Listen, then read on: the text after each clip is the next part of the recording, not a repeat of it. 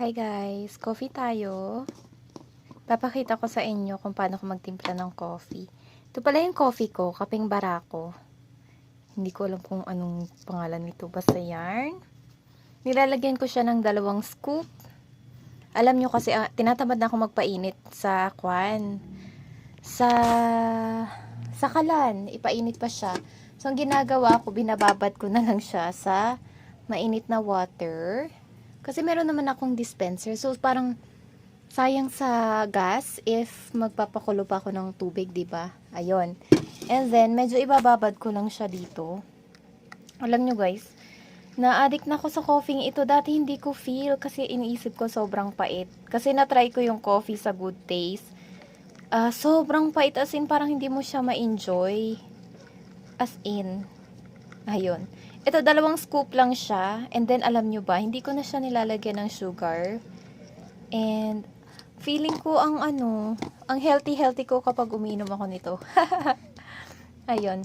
As in, walang sugar. Akala ko nung una, weird pag walang sugar. Kasi nga, syempre, paano magkakape ka, parang gusto ko yung something na, pa rin, masarap. So, dahil nga, may sinasabi si sir yung nag-comment last time na magbarako daw kasi hindi nga healthy yung 3-in-1.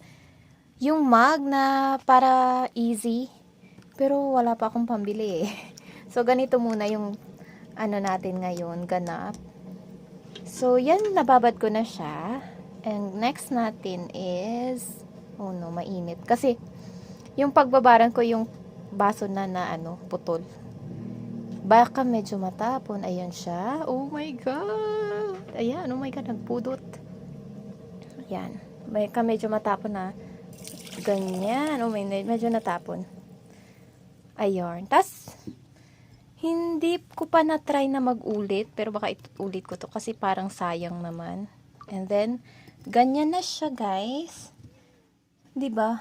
Para na sala. Kasi, trinay kong uminom. Kasi sinesa umiinom siya nang hindi na sinasala. Pero grabe, hindi ko mainom kasi masyadong makwan. Buo-buo. So, ayun. Dadagdagan ko siya ng water. Ayan.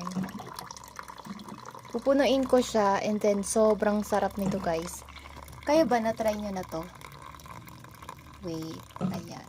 Hindi ko na-stop yung video para dire-diretso. Ayan. Tapos, iinumin ko na siya. Pakita ko.